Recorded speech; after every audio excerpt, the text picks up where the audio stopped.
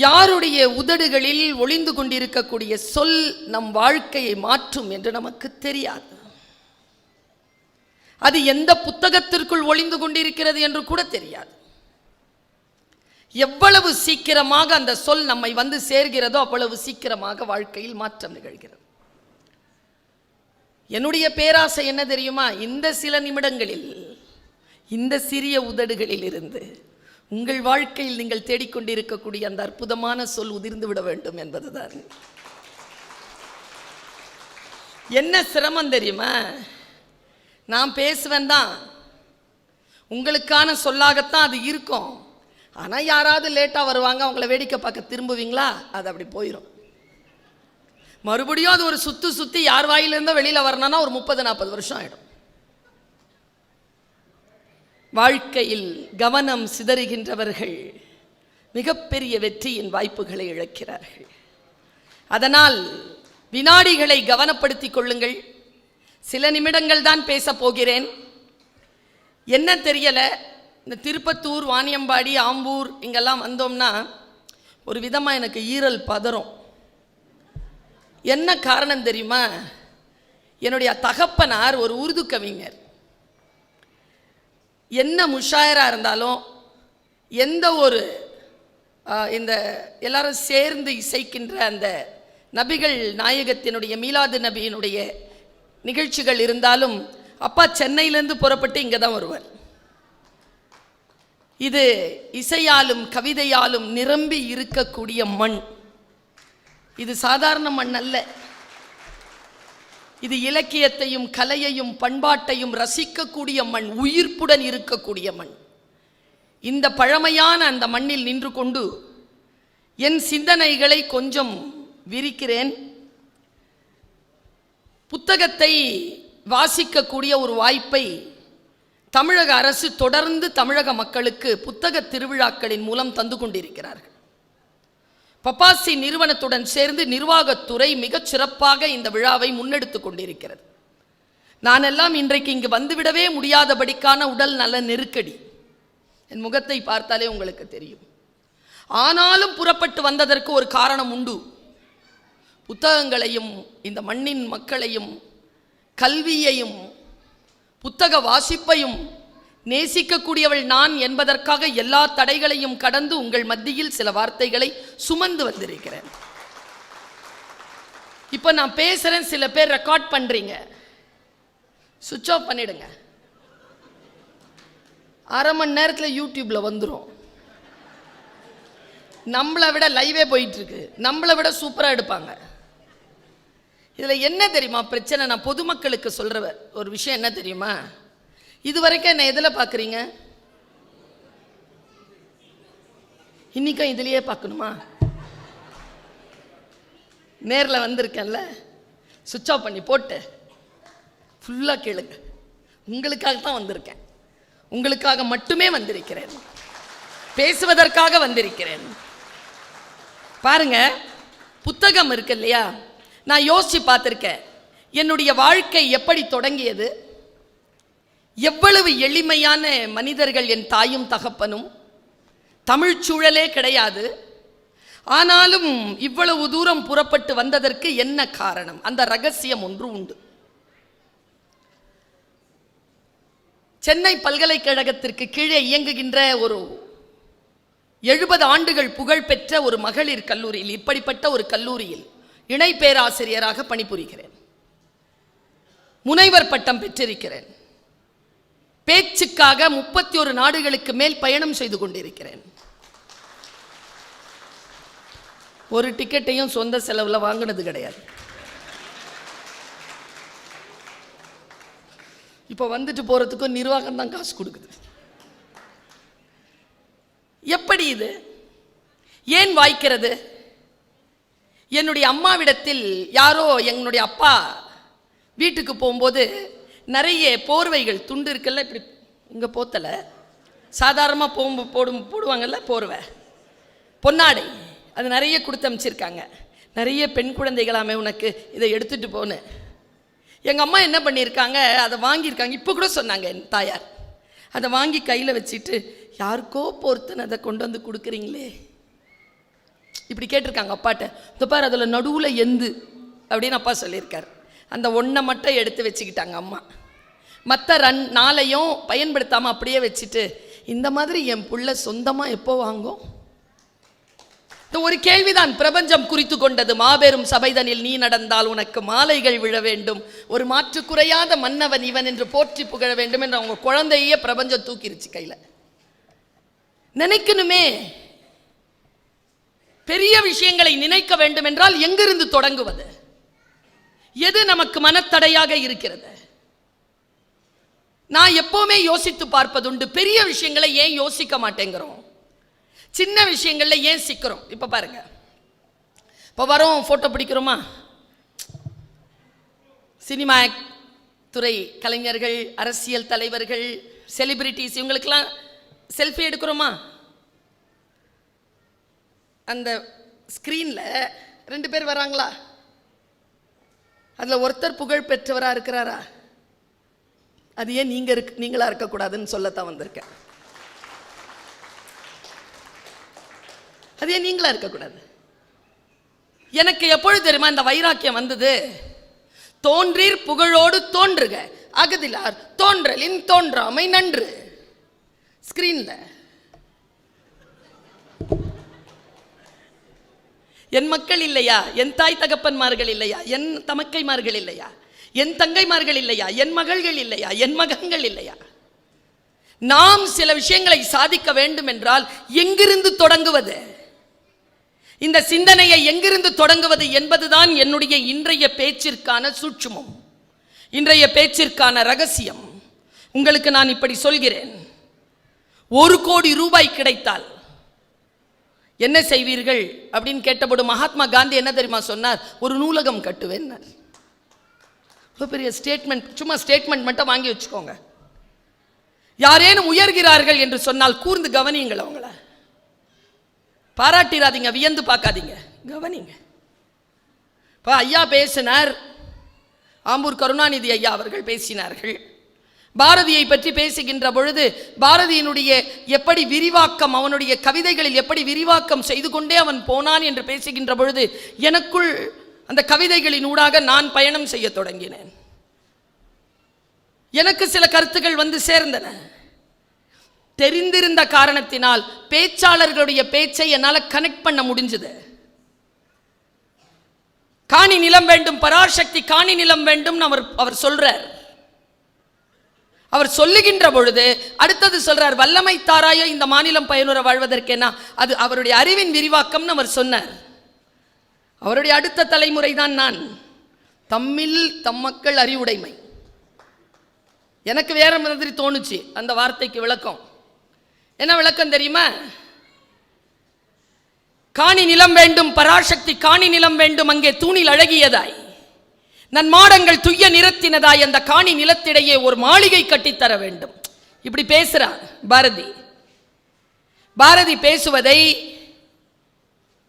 ஆம்பூர் கருணாநிதி அவர்கள் பேசுகிறார்கள். இப்போ நான் உங்களிடத்தில் பேசிக் கொண்டிருந்த பொழுது நான் என்ன பாட்டு சொன்னேன் என்பதனை இங்கே இருந்த பேர்களில் ஒரு 40 விழுக்காடு பேர் தவறவிட்டீர்கள். என்ன காரணம்? யாரையோ வேடிக்கை பார்த்தீர்கள். ஆக்சுவலா அவர் கூப்பிட்டு தான் நானும் நீங்களும் வந்திருக்கோம். அவரை நாம் வேடிக்கை பார்க்க வேண்டிய அவசியம் இல்லை. எத்தனை பேருக்கு இது புரிகிறது? என்ன காரியத்திற்காக வந்தோமோ அந்த காரியத்தின் மீது கண்ணாக இருந்தால் மட்டுமே சில சிகரங்களை தொட முடியும். இப்படி சொல்லக்கூடியவர்கள் இன்றைக்கு இல்லை. நான் உங்களுக்காக சொல்கிறேன். அவர் சொன்னார் இல்லையா, காணி நிலம் வேண்டும். ஐயா, காணி நிலம் வேண்டும் என்கின்ற பாட்டில் பாரதியினுடைய ஆழமான அறிவு ஏற்கனவே விரிவடைந்திருந்ததாக நான் கருதுவேன். ஏனென்றால் அவன் கேட்டுக்கொண்டே வந்த அந்த எல்லா வேட்கைகளிலும் கடைசியாக ஒரு வேட்கையை வைத்தான். அந்த காணி நிலத்திடையே ஒரு மாளிகை கட்டித்தர வேண்டும் என்று கேட்ட பாரதி, கேணி அருகினிலே தென்னை மர கீற்றும் இளநீரும் என்று கேட்ட பாரதி, 10-12 தென்னை மரம் வேண்டும் என்று கேட்ட பாரதி, நல்ல முத்துச்சுடர் போல நிலா ஒளி முன்பு வர வேண்டும் என்று கேட்ட பாரதி, அங்கே கத்தும் குயிலோசை சற்றே வந்து காதில் பட வேண்டும் என்னுடைய பாட்டு கலந்திடவே அங்கே ஒரு பத்தினி பெண் வேண்டும், எங்கள் கூட்டுக்களியினிலே அங்கே ஒரு கவிதை தர வேண்டும், எல்லாம் கேட்ட பாரதி கடைசியா கேட்டான், அந்த காட்டு வெளியினிலே அம்மா உந்தன் காவல் உற வேண்டும். நான் பாரதியை வியந்து பார்க்கிறேன். எல்லா சொத்தம் கொடுத்துட்டியா, போயிட்டே இரு என்று சொல்லுகின்றவர்கள் மத்தியில், போகாத அம்மா, நீ எனக்கு காவலுக்கு இருப்பியா, நீ எனக்கு எல்லாம் கொடுத்த, என் காவலுக்கு இருங்கிறான் பாரதி பெரியவங்களை. அதையும் தாண்டி யோசிக்கிறேன். அவ கேட்கிறா, யோ நான் உன்னை பார்த்துட்டு இருந்தானா, இந்த பர்வீன் சுல்தான் அவ யார் பார்க்கறது, இந்த பார்த்திபராஜ் அவ யார் பார்க்கறது, இந்த டிஆர்ஓ மேடமை யார் பார்க்கறது, இதோ செல்வ குழந்தைகளாக இந்த மண்ணில் தமிழ் மரபில் பிறந்திருக்கிறார்களே, இந்த மக்களை யார் பார்ப்பதுன்னு கேட்ட உடனே பாரதி சொன்னான், அங்கதான் அவன் வல்லமை தாராயோ இந்த மாநிலம் பயனுற வாழ்வதற்குன்னு அங்கேயே போட்டான் வெத. அம்மா நீ என்ன பார்த்துக்கோ, உன் கடவுள் வேலையை என் பாட்டு பார்த்துக்கோ, என் பாட்டு திறத்தாலே வையத்தை பாலித்திட வேண்டும்னால, அப்போ வல்லமை தாராயோ இந்த மாநிலம் பயனுற வாழ்வதை போய் லிங்க் ஆகுதா? இப்படி யோசிச்சுட்டு உட்காந்துருந்தேன். நான் பேசுறதை பற்றியே யோசிக்கலை. அதனால்தான் நல்ல பேச்சாளராக வளர்ந்து கொண்டிருக்கிறேன். அடுத்தவர்களை கவனிப்பது, கற்றுக்கொள்வது, நான் நான் நான் என்கின்ற நிலையில் இருந்து நகர்ந்து போய் நான் இந்த வையகம் பயன் பெறுவதற்கு இந்த அறிவை எப்படி பயன்படுத்துவதுன்னு யோசிச்சுட்டே இருந்தீங்கன்னு வச்சுக்கோங்களேன், உரம் மாதிரி தானா மரம் வளரும். பெரும் ரகசியம் அது. அதனால்தான் பாரதி கேட்டுக்கொண்டே இருக்கிறான், வல்லமை தாராயோ நில சுமை என வாழ்ந்திடல் புரிகுவையோ, நல்லதோர் வீணை செய்தே அதை நலங்கெட புழுதியில் எறிவதுண்டோ, இதையெல்லாம் தருவதில் உனக்கு தடை ஏதும் உள்ளதோ கேட்கிறானா இல்லையா? இதெல்லாம் நான் ப்ரிப்பேர் பண்ணிட்டு வந்தது இல்லை, எனக்கு ஐயா பேச வச்சுட்டார். ஏன்னா அவ்வளோ கிடக்குது உள்ள. இப்போ நான் நிற்கிறதெல்லாம் டிப் ஆஃப் த ஐஸ்பர்க் தான். மலை உச்சி தெரியுது கடல்ல, நீங்கள் ஏதோ முகடு தெரியுதுன்னு நினைப்பீங்க, கீழே ஒரு மலை கிடக்குது. 30 வருட பயணம் சாதாரணமாக கிடைக்காதுங்க. வாழ்க்கையில் நம்மை நாமே தக்க வைத்துக் கொள்ள வேண்டும் என்றால் என் தோழமைகளை, என் தமிழ் உறவுகளை கற்றலை கையில் பிடித்துக் கொள்ளுங்கள். இந்த உலகத்தில் எது வேண்டுமானாலும் நம்மை விட்டு பறிபோகும், கற்றது மட்டும் எங்கேயும் போகாது, அது பயன்படும். அடுத்த கட்டத்திற்கு ஆனால் எதை கற்றுக்கிறோங்கிறது இருக்கு. பா இன்றைய இளைஞர்கள் வியப்பா இருக்குங்க, வியப்பா இருக்கு. அந்த இளைஞர்களுக்கு தான் சொல்லுகிறேன், கல்வியை கையில் பிடித்துக்கொள். இந்த மொபைலை கையில் இப்படி வச்சுக்கிட்டு ஸ்டைலாக போகுதுங்கல்ல, சொல்கிறேன், சூப்பரான ஃபோனை அப்படி வச்சுட்டு அப்படியே நடந்து போகிறீங்கல்ல, அதால் ஒரு பிரயோஜனம் கிடையாது. முன்னால் இருக்கிற ஆளை இம்ப்ரெஸ் பண்ணணும்னு நினைக்கிறீங்களா? இப்போ உதாரணத்துக்கு என்ன மாதிரி ஆள் உங்களை அப்படி திரும்பி பார்த்து இம்ப்ரெஸ் ஆகணுமா, கையில் புக் எடுத்துகிட்டு போங்க. புக்குடைய தலைப்பு இருக்குல்ல, பளிச்சுன்னு வெளியில் தெரிகிற மாதிரி எடுத்துகிட்டு போங்க. அந்த மாதிரி நிறைய புக்கு இருக்குது. ஒரு புக்கு சொல்லவா? நான் சொன்னால் உனக்கு ஏன் கோபம் வருகிறதுன்னு சொல்லிட்டு பெரியாரை பற்றி பசுகௌதமன் எழுதின ஒரு தொகுப்பு இருக்குது, எடுத்துகிட்டு போங்க கையில். நான் சொன்னால் உனக்கு ஏன் கோபம் வருகிறது. பார்த்த உடனே பயப்படுவான், இதெல்லாம் வச்சிருந்தா ஆட்டையை போடலாமான்னு பார்ப்பான். திருடவே முடியாதது எது என்றால் கல்வி மட்டும்தான். போர்த்தொழில் பழகுன்னு ஒரு புக் எழுதியிருக்காரு இறையன்பு, கையில் எடுத்துட்டு போங்க. நீர்வழிப்படுவோம்னு ஒரு புக்கு வந்திருக்கு இப்போ, சாகித்ய அகாடமி விருது பெற்ற நூல், தேவி பாரதி சாரது, எடுத்துட்டு போங்க, படிச்சிருங்க. வள்ளிசைன்னு ஒரு புக்கு இந்த மண்ணின் மைந்தர் அழகிய பெரியவன் எழுதியிருக்கார், முடிஞ்சா படிச்சு கடந்துருங்க பார்ப்போம். யோசித்து பார்த்தால் எங்கிருந்து தொடங்குவது என்றால் புத்தகத்திலிருந்து தொடங்குங்கள், கல்வியிலிருந்து தொடங்குங்கள், கற்றலிலிருந்து தொடங்குங்கள். 1 கோடி ரூபாய் கொடுத்தால் என்ன செய்வாய்?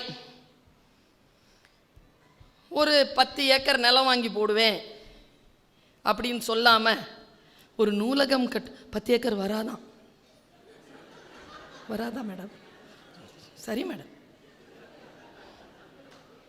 அதாவது உங்களுக்கு சொல்றேன், ஒரு ஞானி ஒருத்தர் இருந்தானா, அந்த ஞானி கிட்ட ஒருத்தர் ஞானம் பெறத்துக்காக போயிருக்கார். தவம் செய்தா ஞானம் கிடைக்கும். தவம் எப்படி சார் செய்யறது? மந்திரம் சொல்லிட்டே உட்காரு, ஆனால் ஒன்று செய், மந்திரம் சொல்றதுக்கு முன்னால ஒரு வாழைப்பழம் சாப்பிடு. அப்படின்னு சொல்லியிருக்காரு. அவன் கேட்டானா, எந்த வாழைப்பழம் சார் சாப்பிட்லான்னு. குரு சொன்னாராம், என்ன மந்திரம் சொல்லணும் சார்னு கேட்டா ஞானம் கிடைச்சிருக்கும், எந்த வாழைப்பழம் சாப்பிட்றது சார்னு கேட்டான் பாரு. 1 கோடி ரூபாய்க்கு 10 ஏக்கர் வராது. ரியல் எஸ்டேட்டா? 1 கோடி ரூபாய் கொடுத்தால் நான் நூலகம் கட்டுவேன் என்கிறார் மகாத்மா. அடுத்தது பாருங்களேன், ஒரு பெரியவர் சொல்றார். இன்னைக்கு நான்லாம் இங்க பேசிட்டு இருக்கிறேன்னா அவர் தாங்க காரணம். பெண்களின் கரண்டிகளை பிடுங்கி புத்தகத்தை கொடுத்தால் போதும். தந்தை பெரியார். தனிமை தீவில் தள்ளப்பட்டால் என்ன செய்வீர்கள் என்று கேட்டபொழுது புத்தகங்களுடன் மகிழ்ச்சியாக வாழ்ந்துவிட்டு வருவேன் என்றால் ஜவஹர்லால் நேரு. என் கல்லறையில் மறக்காமல் எழுதுங்கள், இங்கே ஒரு புத்தக புழு தூங்குகிறது என்கிறார் ரசல். மனிதனின் ஆகப்பெரிய கண்டுபிடிப்பு எது என்று கேட்டவுடன் ஐன்ஸ்டீன் சொல்கிறார் புத்தகம். வேறு எந்த சுதந்திரமும் வேண்டாம், எனக்கு சிறையில் புத்தகம் வாசிக்க அனுமதி கொடுத்தால் போதும் என்றார் நெல்சன் மண்டேலா. பிறந்த நாளுக்கு என்ன வேண்டும் என்று கேட்டபொழுது தயக்கமின்றி லெனின் சொன்னது புத்தகம். ஒவ்வொரு படமும் நடிக்க ஒப்புக்கொள்வதற்கு காசு வருகின்ற பொழுது அந்த காசில் முதலில் வாங்குவது புத்தகம்தான் சார்லி சாப்ளின். ஒரு குழந்தைக்கு நீங்கள் வாங்கித் தரும் ஆகச்சிறந்த பரிசு ஒரு புத்தகம்தான் சர்ச்சில். பயங்கரமான போராட்டங்கள் ஆயுதம் எது என்று கேட்டபொழுது புத்தகம் என்றார் மார்ட்டின் லூதர் கிங். தான் தூக்கிலிடப்படுவதற்கு 1 நிமிடம் முன்பு வரை வாசித்துக் கொண்டே இருந்தார் பகத்சிங். நான் இன்னும் வாசிக்காத ஒரு நல்ல புத்தகத்தை யார் வந்து கொடுக்கிறார்களோ அவர்கள்தான் என் சிறந்த நண்பன் என்றார் ஆபிரகாம் லிங்கன். 1000 புத்தகங்களை வாசித்தவன் ஒருவன் இருந்தால் அவனை காட்டுங்கள், அவனே என் வழிகாட்டி என்கிறான் ஜூலியஸ் சீசர். எனக்கு இதுல எல்லாத்திலையும் பிடிச்சது இதுதான். உலக வரைபடத்தில் உள்ள மூலை முடுக்குகளுக்கெல்லாம் போக விரும்புகிறாயா? ஒரு நூலகத்திற்குள் செல். டெஸ்கார்டஸ். போதும் போதும் என்று நொந்து போய் புது வாழ்க்கை தேடுகிறீர்களா? ஒரு புதிய புத்தகத்தை வாங்கி வாசிக்க தொடங்குங்க. இங்கர்சால். சில புத்தகங்களை சுவைப்போம், சிலவற்றை அப்படியே விழுங்குவோம், சில புத்தகங்களை அப்படியே மென்று ஜீரணிப்போம் என்கிறான் பேக்கன். புரட்சி பாதையில் கைத்துப்பாக்கிகளை விடவும் மிகப்பெரிய ஆயுதங்கள் புத்தகம் என்பது லெனினுடைய டைரி குறிப்பு. உண்மையான வாசியகன் ஒருபோதும் வாசித்து முடிப்பதே இல்லை என்கிறார் ஆஸ்கார் வைஸ்ட். உடலுக்கு எப்படி உடற்பயிற்சியோ அப்படி மனதிற்கு பயிற்சி புத்தக வாசிப்பு. யாருன்னு கேட்டா பயந்து போவீங்க. சிக்மண்ட் ஃப்ராய்டு மனசுக்கான மருத்துவருங்க. அதனால் தான் 7ஆம் நூற்றாண்டில் தன்னுடைய போர்க்களத்திலிருந்து தான் கொண்டு வந்த செல்வங்களிலே மிக முக்கியமான செல்வங்களாக கருதிய அந்த அறிவு பொக்கிஷங்களை தோலிலே எழுதி ஒரு வீட்டில் அடுக்கி வைத்திருந்தான் 7ஆம் பாரோன் மன்னன். அவன் அந்த அறைக்கு என்ன பெயர் வைத்தான் தெரியுமா? மன மருத்துவ நிலையம். புத்தக வாசிப்பு என்பதும் புத்தக அடுக்கு என்பதும் மனதோடு தொடர்பு கொண்டது. நான் இவ்வளவு பேசுகிறேன் என்றால் வாசிக்கிறேன் என்று பொருள். வாசிக்க வாசிக்கத்தான் எவ்வளவு பெரிய பேருண்மைகள் தெரியுதுன்னு இன்னைக்கு நான் சொன்னேன்னு வச்சுக்கோங்களேன். ரொம்ப பிராக்டிக்கலா பேசுறேன். நீங்க படிச்சு பட்டம் வாங்குறத பத்தி எல்லாம் நான் பேசவே இல்லை. இந்த 98 மார்க் வாங்குறதுலாம் டிஆர்ஓ மேடம் எனக்கு உடன்பாடு இல்லை. 100% அட்டெண்டன்ஸ். என் கிளாஸ்ல ஒருத்தி 98 மார்க் வாங்கிட்டு வரா. மிஸ், நான் இந்த 7 மார்க் கொஸ்டினுக்கு 5 மார்க் தான் போட்டிருக்கீங்க. போட்டுக்கோ, 2 மார்க் நீயே போட்டுக்கோ, என்கிட்ட ஏன் வர? அழுகுறா 98 வாங்கிட்டு 1 வாங்கி 2 வாங்கிட்டு 1 சிரிக்குது. 2 என் கிளாஸ்ல தான் 2 வாங்கிட்டு அது 98 கிட்ட பேசினது தான் வைத்தறிச்சல். ஏன் அழுற லூசானி? ஏன் அழுற? 2 மார்க் எங்கன்னு கேட்டு எங்கள் அப்பா அடிப்பார்.